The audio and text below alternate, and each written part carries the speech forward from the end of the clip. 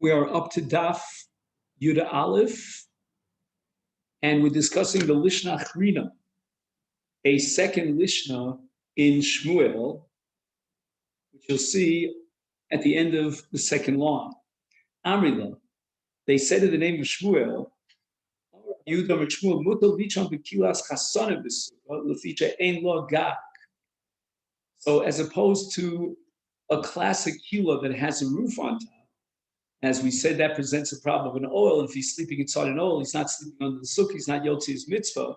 But here in the case of Kilas Chasanim, there was no roof, it was just a tipi, a slant, and therefore it doesn't have the status of an oil. The afalpi shigavo asora, even in the case where it's 10 tvachim high, and even though it's asuya kin naklitin, as we discussed yesterday, where we said that on Daf Yud, Omid Beis, Naklitin, if they're above 10 tefachim from the mita, and if the sleep is not Yotze, that's because there's a gag of a tefach. But in Kilas Chasanim, he's allowed to sleep there, even if it's 10 tefachim high, because, as we'll see soon, it does not have a gag. Meisvei, the Gemara asks, Hayoshim beKila b'sukkah lo yotzi deichel vasa.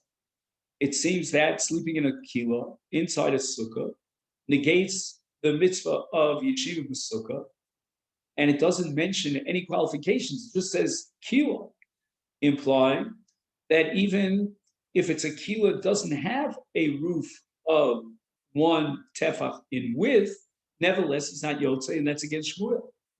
The case of this brisa is a case of a classic kila, not a kilas chasanim, but rather a kila that has a roof. And that flat roof is 1 tefach high. That gives it the status of an oil, and therefore he's not Yotzi's mitzvah. He's sleeping in the oil, not in the sukkah. But if it was a kilas chasan that does not have a gag that's rachov tefach, then it's not an oil, and he can sleep and fulfill his mitzvah. Tashma, we're going to ask a kasha on Shmuel from a brisa. The brisa says naklitiv, and shnayim kinofos arba. Right, we said in our discussion yesterday, naklitin have 2 posts, whereas kinofos have 4 posts that are heavily and tightly tied down to the 4 legs of the bed. And in both cases, he has a sadin, a sheet that's spread on top. And the brisa says, Peras al gabi kinofos, in the case where the 4 posts, sula. And we had a long discussion about this on Daf Yudom Beis. And we said that even if there's no 10 tefachim in height, but there is a gag that's roch tefach, and then in that case of kinofos is psul, but al gabi naklitin. And in the case of naklitin, we don't have a width of a tefach on top as a gag, shera. Ubevad shelo yu naklitin kvorim and amita asar tefach. No, there should not be a height of 10 tefach. So the word is medayim. Agvoim and amita asar psula. And we're talking about, ostensibly, in the case of naklitin, there is no, on the top of the gag, there's no rochav tefach. And nevertheless, the brisa says that if it's 10 tefachim high, that it's psula. He's not yotze his chiyuv of sleeping in the sukkah, even though there's no gag. And therefore, the case of kilas kasanim, despite the fact that there's no gag, since it's 10 tefachim high from the meter, therefore he shouldn't be sleeping in them, and it's against Shmuel, who says it's yotze the mitzvah. Moran says shiny naklitin tikvi. The way that they use the naklitin kila is different than the way they use the kilim of kilas chasanim, because in the case of naklitin, the 4 posts, it was kfuim bechozek. It was literally tied down to the legs of the bed, and if it's considered an oil, if it has the height of 10 tefachim from the mita, and that's true even without a gag. But in the case of Kilus Chasanim, which is not Kavua B'chozek, if it doesn't have a gag, then you're allowed to sleep there, even if it has the height of 10 tefachim. If this case of naklitin, it means kavuim, they're permanent, is lehevi kikinof, which means that even if it's not 10 tefachim, it should be also to sleep there, underneath there, because of the kvias. And that's what we established back on Daf Yudam and Beis. Why is it that if it's less than 10 tefachim, you're allowed to sleep? It's kvi. It doesn't make any sense.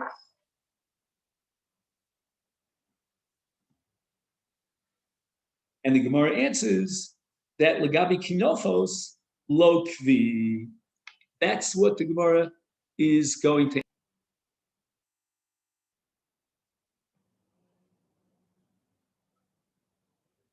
And the Gemara's answer now about naklitim is even though they're k'vum b'mita, but legabi kinofos lo kvi. If you set up what we call a relational or comparison between naklitin and kinofos, then if you compare kinofos to a case of naklitin, then relative to kinofos, it's kvuim b'chozek, and the naklitin are not considered kvuim.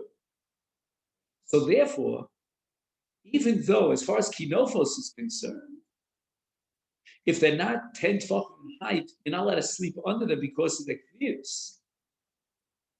Because again, naklitin vis-a-vis in comparison to kinofos, it is not considered kvuim, but kinofos themselves are considered kvuim, and therefore, even if they're less than 10 tefachim in height, you're not allowed to sleep in. So as far as naklitin is concerned, if they don't have a gova, if they don't have the 10 tefachim height, you're allowed to sleep in, because they don't have that element of kvi, because we're comparing it to kinofos. But in the case of a kilus chasadim, which is not kavua b'chozek at all, then only if it's kvi, you can say that, legabi kilo, if you're looking at naklitim and comparing it not to kinofos, but to kilus chasadim, that's considered kvi. So the naklitim are considered kvuim, even though they're only kvuim b'ktsas, and therefore once they're 10 tefachim high, you're not allowed to sleep there. But as far as kilus chasadim, even if they're 10 tefachim high, they don't have a gag, and they don't have any element of kviyas at all. So you have, in a sense, three categories. Let's just see if he summarizes this. Again, he says, being fixed should allow the covering to be considered an oil, even if it's less than 10 tefachim, as we find in the case of a sheet spread over kinofos. Due to its fixed nature, it invalidates the area, no matter what its height is. Now, although kinofos possess the characteristic of being a tefach wide on top, naklitin do not, that's not enough of a grounds for differentiation, because any roof that is not 10 tefachim high is not a roof at all. Thus, if we find that the space between the kinofos is considered an independent area due to the kinofos fixedness, even if the kinofos are less than 10 tefachim high, then naklitin, which are likewise fixed, should also not need to be 10 tefachim at all. So in summary, let's get the three categories. We have kila, kinofos, and naklitin. Kila is not at all fixed, and then it's only forbidden if it has these two conditions. It's got a gag that's 1 tefach wide, and it's got the height of 10 tefach. Kinofos are totally fixed. That's on the other extreme, and therefore they're disqualified even if they're not 10 tefachim tall. Naklitin are not as fixed as kinofos, but are more fixed than kila, and they're possible even in the absence of a tefach wide roof, as long as they have the height of 10 tefachim. That's the case of naklitin. But as we said before, kinofos are excluded from sukkah even if they're less than 10 tefachim. Now we were speaking about a person who sleeps inside an OL in a sukkah and he's not Yotzis Chiyuv. Now the Gemara wants to know what's together, the definition, the din of an OL big kilo.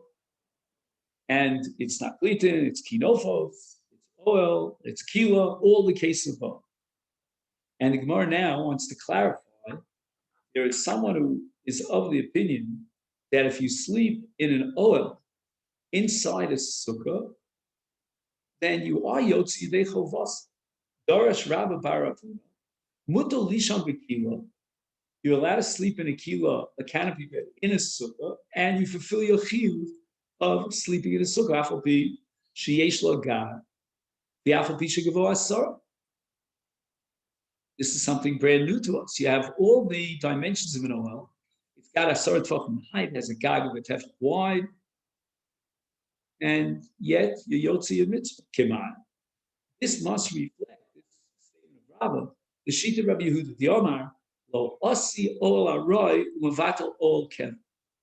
The kila itself is called an ol aroy. It's only a temporary ol, and it cannot negate the sukkah, which is an ol kev. And therefore, a person sleeping in the kila is considered as if he's sleeping in the sukkah. This nan. We have a Mishnah later on in Daf Chav. On Rabbi Yehuda, no gemayinu lishon tachas amita b'sukkah b'bnei azkenim below on below dov. So we used to have a minhag of sleeping underneath a mita on sukkahs inside the sukkah, and this Canaan were there. They didn't say a word because the mita is an ol aroy. We move it from place to place. It's not mavata the sukkah, which is an ol keva, and that's going to be the same status in the case of the kilo. So why didn't Rabbi Baravuna just simply say, "I come to rule like Rabbi Yehuda"? Why do you have to say the whole discussion about Muta Lisha Kilo? Should have been very short and abridged. Allah Rabbi Yehuda. My answer is Allah Rabbi Yehuda. Had he just simply said that we pass like Rabbi Hava, I would have thought Hani Milu. When do we accept Rabbi Yehuda? That's only linear mita. Why? Because a mita clearly is an ol aroy. Legaba asuya. It's asuya b'shvil lishkov olel. And he doesn't need the space that's underneath the mita to be an ol. Therefore, it's not considered an ol at all. And if he sleeps under it, it's considered like he sleeps in the sukkah. Kilo, it is designated to sleep inside the kilo, and then it becomes an ol. It's emolo. Maybe we'd say that Rabbi Yehuda would not be matter to sleep inside a kilo. It has a shem ol. Mashmalon, that's what Rabbi Baravuna wants to teach us. The time of Rabbi Yehuda, the reasoning that underlies the sheet of Rabbi Yehuda in regard to a mita is lo asi ol aroy vatal ol keveloshna mita loshna kilo. And it makes no difference whether it's a mita or a kilo. And here we're up to the Mishnah on Daf Yud Aleph Omen Aleph. Hidla olel. He lifts up and sets up the schach on top of Sukkah Es HaGefen. These are zmoros, the vines of a vineyard, and it's all mechubel character. So he's now pouring over his sukkah something that's mechubel character. And also another example is the es hadlas. He's got anfei hadlas, the branches of some sort of a gourd, or es anfei hakiso. That's a kind of a grass that spreads in all directions. And now he puts a staff on top of these branches. And there's only a small amount of staff that's kosher. The rest is mechubel karka. So why? Because this is called sichu b'mechubel karka. But if he has mostly staff, and the mechuber is the minority, so then the mechuber is batel barov to the schach that's kosher. Oh, if he cuts off the schach that's mechuber after already he used it as schach, shera, zakla. Now here's the key principle that's formulated by this Mishnah. What qualifies as schach? Kol shemakabel tuma, ein gidula b'naretz, ein mesachim bo. Kol shedavar she'eina makabel tuma, gidula b'naretz, mesachim. We have two conditions for schach to be kosher. It must be a davar she'eina makabel tuma, and it must be gidulo minaretz. Yosef Rav Yosef, commander of Huna v'Yosef v'Kamar, and he's sitting next to Rav Huna and he's saying that we learned in that Mishnah, Oshek Tzatzon Kshira, that if he cuts off these branches that are connected to the ground, and after he already used them as schach, he cuts them down. Sukkah's Kshira. Omar Rav said, with regard to this din, it's not sufficient to just cut off the branches and detach them, but Tzarech L'Nanea, he's got to shake the schach after he cuts it down. He's got to lift every single branch in and of itself and put it down on the sukkah, one by one. Because the Torah says, Chag HaSukkos Tasa, darshan from the words Sukkos Tasa, that it's got to be B'chas Asiyas HaSukkah to ready Kshera. But not that he does something else on the outside externally that makes the schach into schach kosher. That's already Tasa below minamos. So by cutting down these anofim and detaching them, that's not enough to make the sukkah into sukkah kshera. That would be mina asu. And the Torah says, asel. He therefore has to be mina nea. He has to shake the anofim after he cuts them down. And it's as if he took it off the schach and he put it back, the chadash, from the square. Rav Huna says to Rav Yosef, this din that you have to be mina nea, you have to shake Shmuel Amora. So then, why did you say to the name of Rav, Hadrinu, Rav Yosef Latei? Rav Yosef turns around towards Rav Huna, and he looks at him with kind of an anger, a stern face. Yomalei, Otu Mika Minulach, the law Amar Shmuel, did I say that Shmuel didn't say it? I said that Rav said it. Amar Rav, Amar Shmuel, they both said it. Omalei Rav Huna, Hachi Minulach. This is what I wanted to ask you. To Shmuel Amar of Rav, I meant to say that Shmuel's the one who said it.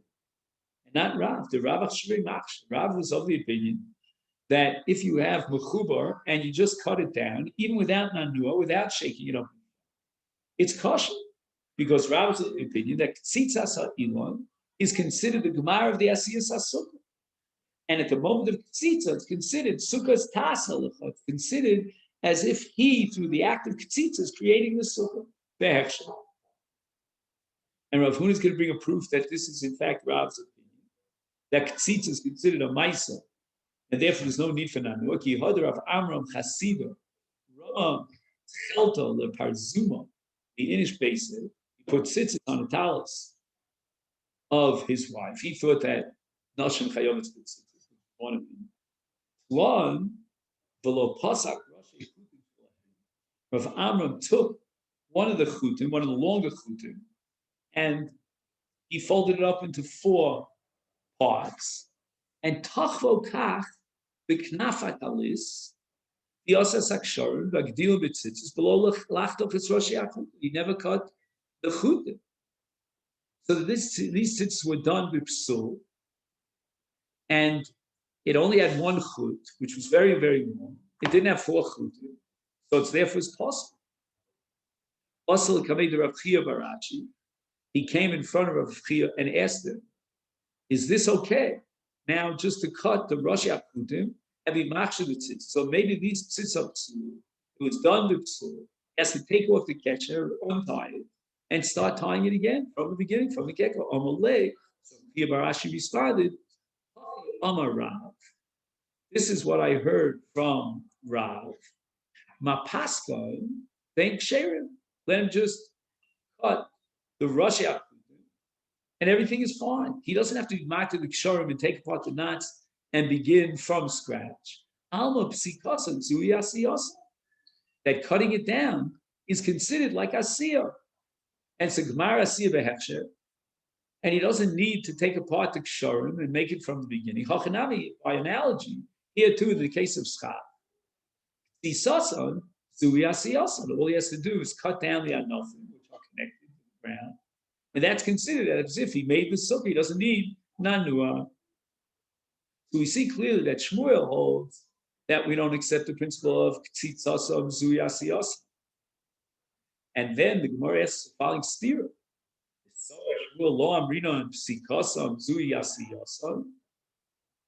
And now we go back to the case of tzitzis. Vatani Shmuel, Mishum Rabbi Chia, Hitil, Lishnei Kronos. If he was matil tzitzis on two corners of his talis, bivasachas, which means lokachut echad the kibel larboy kipul aruche, yishir orach shtei tzitzios, belolach toches rosh echad, vehichnis rosh echad knaf echad, hasheni b'knaf achad, v'kofei v'eschut b'shnei atztodim, שהגיעו זה לזה באמצע, בין שתי הכנפות, ואחר פוסק ראשי, בין שלהם באמצע, בין שתי כנפות, הטלת, נעשו שתי ציציות. And each one is clear at a different knot. It's shame. Everything is fine. So let's just summarize this last case of Shmuel in the name of Rabbi Chia.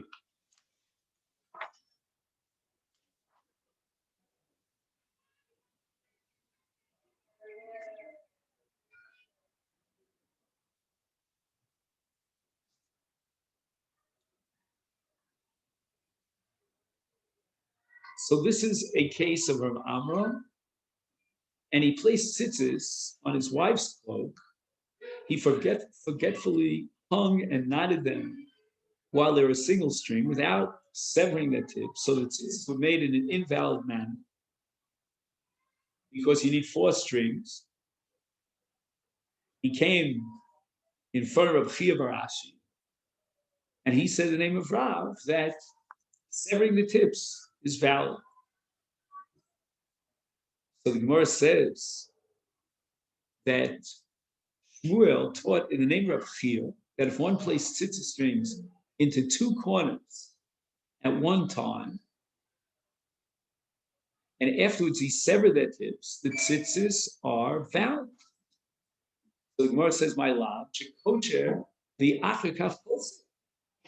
Aren't we talking about a case where he ties the required knots and only afterwards he severs the tips? And yet Shmuel said that it's valid, even though they were made initially invalid. Apparently Shmuel holds that we do say that psikasam zuyasiyasam, psiksasam zuyasiyasam.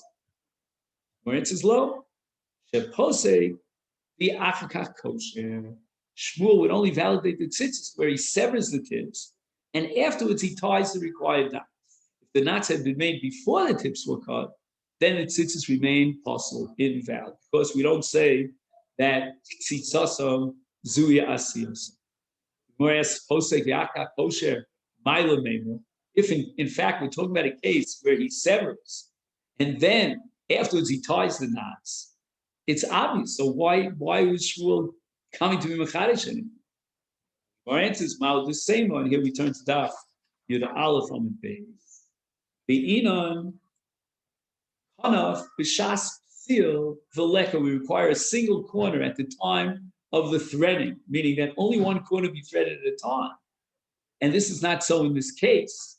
There were 2 corners that are being threaded simultaneously. The tzitzis should be invalid on that account. But Mashmalon Shmuel wants to tell us that there's no such requirement. Tzitzis are valid in spite of being threaded through 2 corners at once. So this is where we're going to stop on the top of Daf Yud Aleph of Indus.